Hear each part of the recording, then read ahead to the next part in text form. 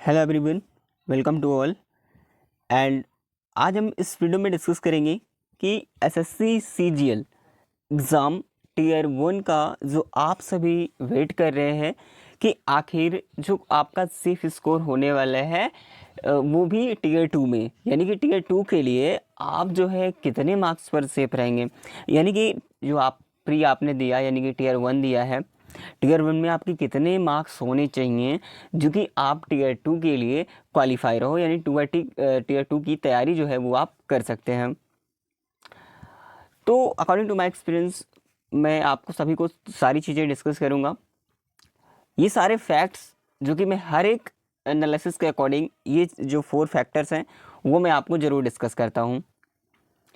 और इसके अलावा मैं आपको इस वीडियो के अंदर वो सारी शिफ्टें जितनी भी हुई हैं, जितने शिफ्ट को मैंने एनालिसिस किया है, उसके बेस पर मैं आप सभी को वो कट ऑफ कैटेगरी वाइज जो है डिस्कस करने वाला हूँ कि जो शिफ्ट टफ रही हैं या फिर उनको नॉर्मलाइज मार्क्स कितने मिल सकते हैं और वो कितनी कट ऑफ जा सकती है आपके शिफ्ट वाइज। अभी के अकॉर्डिंग मैं शिफ्ट वाइज आपको बताऊंगा कि इजी शिफ्ट, मॉडरेट शिफ्ट, और जो यहाँ पर बात आती है कि आगे की जो शिफ्ट, हार्ड शिफ्ट होती हैं, उन शिफ्ट में किनको कितना मार्क्स मिल रहा है। ठीक है, तो बिल्कुल वीडियो में इन तक बने रहिएगा, मैं आपको बिल्कुल क्लियर करने वाला हूँ। सबसे पहले ये फैक्ट्स की बात करें, कुछ फैक्ट्स होते हैं कट ऑफ के लिए। थोड़ा सा यहाँ पर मैं आपको बता दूँ, ये जो ट्रेंड होता है ये पहले का ट्रेंड रहा है, इसको मैं यहाँ से इग्नोर करता हूँ। लेकिन अगर आपकी कट ऑफ जो डिपेंड करती है, सबसे पहले आपके नंबर ऑफ़ वैकेंसीज़ कितनी है इस पर भी कट ऑफ डिपेंड करती है, और total number of APR candidates यानी कितने एग्ज़ाम टाइम में कितने एपीआर हुए हैं एग्ज़ाम में, ठीक है, वो भी डिपेंड करता है। ठीक है ना, क्योंकि देखिए अब प्रीवियस ईयर कट ऑफ का ट्रेंड इसको मैं अभी बिल्कुल इग्नोर कर रहा हूँ। ठीक है, क्योंकि जब से पैटर्न चेंज हुआ है, आपने देखा होगा पिछले कई सालों से ऐसा हुआ था कि ग्राफ डे बाई डे जो क्या हो रहा था, एक बार गिरता था तो अगले साल फिर से ऊपर उठता था हाई ग्राफ में, फिर डाउन होता था, फिर उठता था, तो ऐसा ट्रेंड चला था। लेकिन इस बार जब से पैटर्न चेंज हुआ है, थोड़ा सा देखने को मिल रहा है कुछ अलग ही। ठीक है, और सबसे बड़ी बात यह है कि आपका जो एग्ज़ाम है वो उसका डिफ़िकल्टी लेवल क्या रहा है। सबसे पहले मैं यहाँ पर डिस्कस कर रहा हूँ आप सभी को। सबसे पहले अगर हम बात करें कि जो शिफ्ट रही हैं अभी तक की आपकी, ठीक है, जब तक का एग्ज़ाम हुआ हमने एनालिसिस किया है, कुछ दिनों का हमने जो यहाँ पर जितनी शिफ्ट हुई हैं पिछले कई दिनों में, उन शिफ्टों को मैंने लिया है। बाकी की शिफ्ट अभी भी स्किप की है हमने, ठीक है, उसका एनालिसिस चल रहा है, वो अगली वीडियो में आपको जरूर बताऊंगा। लेकिन 13 सितंबर तक की जो शिफ्ट है ये इसको मैंने लिया है। बाकी जो अभी तक शिफ्ट हुई हैं इन सारी शिफ्टों को एनालाइज करके हमने इंक्लूड किया है, बाकी इन शिफ्ट को मैं आपको बता दे रहा हूँ। ठीक है, देखिए 9 सितंबर की बात करें तो यहाँ पर जो फर्स्ट शिफ्ट रही है, देखिए ओवरऑल बात करूँ, क्योंकि देखिए एक आप तो काफ़ी लोगों को ये लगता होगा कि जो 9 सितंबर की पहली शिफ्ट रही है काफ़ी जो है हार्ड रही, काफ़ी लोग ऐसा बोलेंगे। लेकिन मैं आपको बता दूँ, जो भी डाटा हमें मिलता है उसके बेस पर मैं आपको बताता हूँ जिसकी वोटिंग ज़्यादा होती हैं, ठीक है, उसके बिहाफ पे भले ही एक लोग अब बात कर रहे हैं कि हार्ड है उनके लिए, ठीक है, काफ़ी लोग, ठीक है, जिनको लगता है कि हमारे लिए हार्ड है क्योंकि उनकी तैयारी ठीक ठाक नहीं रहेगी, वो हार्ड लगता ही है। और हाँ, ये भी नहीं कहा जा सकता कि जो इस बार पेपर हुआ है बहुत ईजी हुआ है, ये भी नहीं कह सकते, क्योंकि ईजी नहीं हुआ है ये भी नहीं कह सकते। ठीक है, इस बार जो है देखा जाए तो मॉडरेट टू हार्ड लेवल ही रहा है। लेकिन जो अगर हम ऑल और एवरेज की बात करें तो यहाँ पर इजी टू मॉडरेट लेवल में, ठीक है, और सेकंड शिफ्ट मॉडरेट रहा, थर्ड शिफ्ट यहाँ पर इजी टू मॉडरेट रहा। ठीक है, अगर 10 सितंबर की बात करें तो मॉडरेट टू हार्ड रहा है यहाँ पर फर्स्ट शिफ्ट, और जो सेकंड शिफ्ट रही है ये भी मॉडरेट रही है, और थर्ड शिफ्ट की बात करें तो यहाँ भी जो है मॉडरेट शिफ्ट रही है। वहीं पर 11 सितंबर की बात करें, अभी मैं आपको बताऊँगा कि शिफ्ट वाइज आपके मार्क्स किस शिफ्ट में कितने मार्क्स आपको मिल सकते हैं। ठीक है, 11 सितंबर की बात करें तो मॉडरेट टू हार्ड, ठीक है, और यहीं पर जो है इजी टू मॉडरेट रही है, और जो थर्ड शिफ्ट रही है, ठीक है, 11 सितंबर की, वो मॉडरेट टू हार्ड रही है। इसी प्रकार से 12 तारीख की आप देख सकते हैं easy to moderate first shift, and third shift जो है इजी टू मॉडरेट भी रही है, और यहाँ पर थर्ड शिफ्ट जो है मॉडरेट रही है, कि यहाँ पर जो है आपको हार्ड देखने को नहीं मिली है। 13 सितंबर की बात करें तो इजी टू मॉडरेट ये भी फर्स्ट शिफ्ट रही है, और सेकंड शिफ्ट मॉडरेट रही है, और थर्ड शिफ्ट जो है मॉडरेट टू हार्ड रही है। ठीक है, बाकी की जो शिफ्ट है उसको मैंने एनालाइज किया है लेकिन लिया नहीं यहाँ पर। ठीक है, अभी मैं आपको क्लियर कर दे रहा हूँ, कैसे क्लियर करूँगा वो मैं आपको बता दे रहा हूँ। ठीक है, हाँ, अब यहाँ पर समझना आपको एकदम क्लियर हो जाएगा। मैंने एक पिछली वीडियो में मैं इस डाटे को आपको बताया था, डाटा को लेकर के, आज मैं आपको क्लियर कर दूँ एक बार। ठीक है, देखिए जो भी आपको करना है इस बार क्या हो सकते हैं इस पर मैं आपको बात करूँगा। सबसे पहले ओवरऑल जो भी कैंडिडेट्स हैं कैटेगरी वाइज मैं आपको डिस्कस करूँगा जो कि अटैम्प्ट रहे हैं, ठीक है। वो एवरेज अटैम्प्ट की बात करूँ तो यहाँ पर आपको देखने को मिल जाएगा, है ना। अगर मैथ्स की मैं बात करूँ, ठीक है, मैथ्स की बात करूँ तो यहाँ पर अगर मैथ्स देखें, यहाँ पर एवरेज अटैम्प्ट आपको दिख रहा होगा, ठीक है। थोड़ा सा मैं यहाँ पर चेक कर ले रहा हूँ। वहीं पर अगर मैं बात करूँ कि अटैम्प्ट्स, नंबर ऑफ़ अटैम्प्ट्स कितने रहे मैथ के अंदर, तो युवा कैटेगरी में करीब 20 के आसपास जो है, जिस हिसाब से आपका लेवल रहा है उस हिसाब से मैं आपको बताऊँ कि 20 के आसपास जो है यहाँ पर देखने को मिले हैं। और ओबीसी में कुछ इस प्रकार से देखने को मिले हैं, ईडब्ल्यूएस में इतना, एससी में इतना। उसी प्रकार से आप यहाँ पर देखिए, यहाँ पर एक एवरेज अटैम्प्ट है ओवरऑल, ठीक है। और अटैम्प्ट्स इंग्लिश की बात करें तो करीब 23 के आसपास जो अटैम्प्ट रहा है वो रहा है, ठीक है, देखने को मिला है और एवरेज में। और रीजनिंग के अंदर करीब 23 मार्क्स ये भी अटैम्प्ट किए हैं। जीएस के अंदर 15 मार्क्स तक, ठीक है, 15 से 18 मार्क्स कहीं कहीं शिफ्ट पर दिखने को मिले हैं। अगर इनमें से हम ओवरऑल सारे जो है एवरेज निकालें तो जो करेक्ट आंसर, एक्सपेक्टेड आंसर है, जो आपकी करेक्ट की बात करें तो करीब 71 के आसपास जो है ये क्लियर हो रहे हैं इसी के अकॉर्डिंग, ठीक है, सभी सेक्शंस को मिला करके। वहीं पर गलत आंसर की बात करें तो आप लोगों की जो रॉन्ग आंसर जो आपने अटैम्प्ट किया है उसके हिसाब से करीब 10 से 11 मार्क्स जो है आपके क्वेश्चंस हैं वो जो है गलत देखने को मिल रहे थे, जो आपके डाटाबेस पर मैंने एनालाइज किया है। बाकी कैटेगरी वाइज आप लोग देख लीजिएगा जो भी डाटा है। और एवरेज मार्क्स की बात करें तो आप यहाँ पर देख पाएंगे 138, ठीक है, 138 जो है इसका एवरेज मार्क्स आ रहा है, ठीक है। अपने कैटेगरी वाइज आप भी देख सकते हैं। और आंसर की बात देखिए, हमने पहले से ही ये सारी चीज़ निकाल रखी हैं कि इतना हो सकता है। हालांकि जब आंसर की आपकी आएगी, ठीक है, वो क्या होगा कि उस टाइम पर आपका जो आपका एनालिसिस बेस पर जो हमने डाटा तैयार किया है, देखिए मैंने बताया आपको कि एवरेज मार्क्स इतना आ रहा है, लेकिन आंसर के आने के बाद कुछ इतना होगा, क्योंकि लोग बहुत सारे ऐसे स्टूडेंट्स हैं जो कि ये एस्पिरेंट्स कह रहे हैं कि मेरे इतने मार्क्स हैं, लेकिन ये हमेशा ऐसा होता आया है कि कितना भी बता दें लेकिन आंसर के आने के बाद जो है डिक्रीज़ होती है कट ऑफ, ठीक है, उनके मार्क्स घटते ही घटते हैं। तो बिल्कुल परेशान मत होइएगा, ठीक है। और सारी चीज़ें हैं। बाकी मैं आपको एक चीज़ और क्लियर कर दूं थोड़ा सा, यहाँ पर जो कट ऑफ का क्राइटेरिया है, यहाँ पर थोड़ा सा अभी मैं बताऊंगा, एक एवरेज कट ऑफ बताऊंगा और आपको एक यहाँ पर मैं शिफ्ट के हिसाब से आपको बताने वाला हूँ कि इतने मार्क्स आपके होने चाहिए, ठीक है।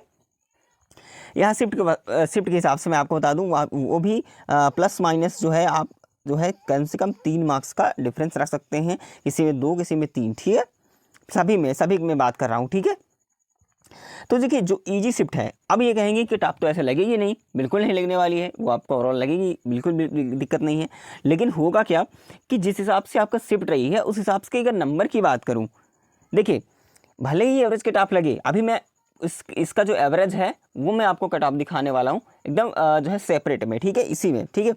अभी आपको समझना है कि जो इजी शिफ्ट रही हैं उन शिफ्ट में पता है, जब इजी शिफ्ट होगी तो आपको जाहिर सी बात है कि इजी शिफ्ट में अटैम्प्ट्स, नंबर ऑफ अटैम्प्ट्स जो है क्या होंगे, ज़्यादा होंगे, उस हिसाब से आपके नंबर भी ज़्यादा आने वाले हैं। तो इस प्रकार से रहेगा, ठीक है। मॉडरेट लेवल की बात करें तो मॉडरेट लेवल अगर एग्ज़ाम रहा होगा तो कुछ इस प्रकार से आपको नंबर मिलेंगे, क्योंकि आपने उससे जो इजी रहा होगा, इजी शिफ्ट से आपने मॉडरेट में थोड़ा सा जो है कम अटैम्प्ट किया होगा, ठीक है। और जो एकदम हार्ड शिफ्ट रही है इसमें आपको पता होगा कि भाई इजी और मॉडरेट दोनों से हार्ड शिफ्ट में और भी क्वेश्चंस जो है आपने कम अटैम्प्ट किए होंगे, लेकिन क्या है यहाँ पर एवरेज बराबर है, यानी कि 135 वाला भी जो है बिल्कुल क्लियर है, मॉडरेट वाला भी बिल्कुल पास आउट है और हार्ड वाला भी 120 अगर अटैम्प्ट है वो भी पास आउट है। ऐसा इसलिए मैं आपको बता दूँ, देखिए अब क्या होगा जब नॉर्मलाइजेशन होगा, ठीक है, जब आपका नॉर्मलाइजेशन होगा तो इसमें क्या होगा, इन सभी का जो एवरेज है वो इक्वल कर दिया जाएगा। यानी कि मैं आपको बता दूं हार्ड शिफ्ट वालों को इस बार कम से कम 12 से 13 नंबर तक भी देखने को मिल सकते हैं। हालांकि बहुत ज़्यादा से ज़्यादा काफ़ी मार्क्स और भी ज़्यादा मिलते हैं, लेकिन मैं आपको 12 से 13 मार्क्स भी बता रहा हूं। यानी कि अगर पता है कि अगर इनका 135 है और हार्ड वाले का 120 है, ठीक है, अगर इसको अगर मान लीजिए कि 12 नंबर ही दे दिए गए तो कम से कम 132 नंबर तो हो ही गए, ठीक है, हो गए ना आराम से। तो इतनी एक एवरेज हमने बताई है, लेकिन ओवरऑल जो कट ऑफ है क्या रहने वाली है अभी आप देखकर थोड़ा सा चौंकने वाले हो यहाँ पर, ठीक है। अब कहोगे इतना ज़्यादा कट ऑफ, तो बिल्कुल मैं कह रहा हूँ इतना कट ऑफ रहेगा ये, क्योंकि पुराने बेस पे मैंने कट ऑफ बताया है। क्या है ये, ओल्ड बेस पे जो प्रीवियस ईयर कट ऑफ रही है उस बेस पर मैं आपको बता रहा हूँ, ठीक है। क्योंकि आपने इस बार CHSL का देखा होगा, CHSL की जो कट ऑफ है आपने वो एक्सेप्ट नहीं किया होगा, ठीक है, सारी चीज़ें कि ऐसा कुछ भी हो सकता है, ठीक है। तो कुछ कट ऑफ बहुत ज़्यादा हाई चली गई थी, लेकिन इस बार जो हम बता रहे हैं आपको, जो ये कट ऑफ लगी हुई है Tier 1 की, ये कट ऑफ आपको देखने को मिलेगी, ये बिल्कुल क्लियर है। लेकिन जो मैं यहाँ पर कैटेगरी वाइज कट ऑफ लिख रखा हूँ, बिल्कुल आप इसको सेव कर सकते हैं। लेकिन हाँ, इसमें मैं ये ज़रूर कहूँगा कि ये जो कट ऑफ है ये कितना प्लस माइनस हो सकती है, तो आपको ये बता दूँ, कम से कम 3 से 4 नंबर का जो है मैं कह रहा हूँ, इससे आगे तो नहीं जाएगी, हाँ डिक्रीज़ हो सकती है। मैंने ओवरऑल कट ऑफ बताई है ये कट ऑफ, ठीक है। कितना भी काफ़ी लोग सोचे इतना हाई कट ऑफ, तो ऐसा इम्पॉसिबल है, नहीं हो सकता है, लेकिन मैं आपको बताऊँ तो हो सकता है। अपन CHSL में देखा होगा कि इतनी ज़्यादा कट ऑफ गई थी, हालांकि वैकेंसी कम थी, कोई दिक्कत वाली बात नहीं है, मैं समझ रहा हूँ कि आपकी बात बिल्कुल क्लियर है। लेकिन CHSL में क्या थी, वैकेंसी कम थी, इसलिए आपने ज़रूर कहा होगा कि कट ऑफ इसलिए हाई गई है। चलिए, आपकी बात मैं मानता हूँ, लेकिन अब ये भी नहीं कह सकते कि CGL के अंदर 17,000 वैकेंसी होने के बावजूद भी कि कट ऑफ इसमें डाउन जाएगी, इतना भी ज़्यादा कम नहीं जाने वाली है। मैंने आपको बता भी दिया कि कम से कम 3 से 4 मार्क्स का डिफरेंस हो सकता है, डिक्रीज़ हो सकती है कट ऑफ, ठीक है। यानी कि मैं कह सकता हूँ कि हो सकता है कि 148 के आसपास आपकी ये कट ऑफ रहे, लेकिन इतनी कट ऑफ बनेगी ही बनेगी, ये चीज़ मान के चलो, ठीक है। फिर भी आपसे कह रहा हूँ, क्योंकि ये जो कट ऑफ है ये अभी के बेस पर है, लेकिन जब आंसर की आएगी जो हमने 153 जनरल दिखा रहा है ना, यही कट ऑफ तब क्या होगी, 148 या 145 के आसपास डिक्रीज़ होकर के आएगी, ठीक है।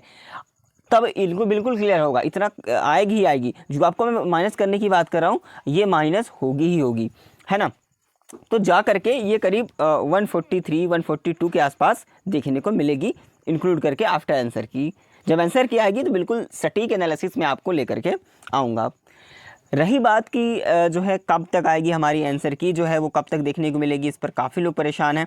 तो मैं आपको बता दूं कि जो आपकी आंसर की है, ठीक है, आंसर की है आपके एग्ज़ाम के बाद, यानी कि जैसे ही एग्ज़ाम जो है एंड होता है, समाप्त होता है एग्ज़ाम, ठीक है, उसके कम से कम 6 से 7 दिन कभी लग जाते हैं। अगर हम प्रीवियस ईयर एग्ज़ाम्स की बात करें, चाहे वो SSC का कोई भी एग्ज़ाम रहा हो, CHSL रहा हो, MTS रहा हो, इसके अलावा CPO का एग्ज़ाम देख लीजिए, सभी एग्ज़ाम्स में करीब 6 से 8, किसी में 10 दिन का टाइम लग जाता है आफ्टर एग्ज़ाम, ठीक है। तो एग्ज़ाम ख़त्म होने के बाद आपको 8 से 10 दिन का बाद ही आपको देखने को मिलेगा। तो उम्मीद है मेरी कि हाँ, जो अक्टूबर के करीब से 5 से 6 तारीख तक आपको देखने को मिल सकता है आपके आंसर की। इससे पहले भी उम्मीद है कि मिल जाए। मैंने 5 से 6 बहुत मैक्सिमम से मैक्सिमम बता दिया, पूरा 10 दिन का वेटेज, ठीक है। लेकिन जो है आपका बहुत जल्द देखने को मिलेगा, ठीक है। तो अक्टूबर में इन सारी चीज़ों को हमने डिस्कस किया। सॉरी, यहाँ पर थोड़ा सा मैं आपको बता दूँ, नवंबर के अंदर, ठीक है, नवंबर में, ठीक है, तो 4 से लेकर के 6 नवंबर के बीच आपका जो आंसर की है वो देखने को मिलेगी। मैं अक्टूबर की बात कर रहा हूँ, अक्टूबर तो भाई चला ही गया, ठीक है। तो 26 के बाद आपको देखने को मिलेगा अक्टूबर में। कम से कम मैंने बताया कि 6 से 8 दिन का समय, कभी 10 दिन का समय लग सकता है। तो 4 से 5 नवंबर 6 नवंबर का भी टाइम लग सकता है आपके आंसर के आने में, ठीक है। उसके बाद सारा डाटा क्लियर होने वाला है, तो बिल्कुल परेशान मत होइए। और हाँ, किसी भी प्रकार का अगर आपको डाउट लग रहा है तो एक बार कमेंट करेंगे, आपका मार्क्स कितना है आपका, ठीक है, किस शिफ्ट में रहा है, एक बार आप जरूर कमेंट करेंगे, मैं रिप्लाई करूँगा, ठीक है, बिल्कुल। और आगे की मैं आपको जो भी एनालिसिस होंगी आपको जरूर अवगत कराता रहूँगा, और आगे की जो वैकेंसीज़ होती हैं उसके बारे में डिटेल इन्फॉर्मेशन आप तक प्रोवाइड होती रहेगी। इसलिए चैनल से नए हैं तो प्लीज़ सब्सक्राइब जरूर कर लीजिएगा।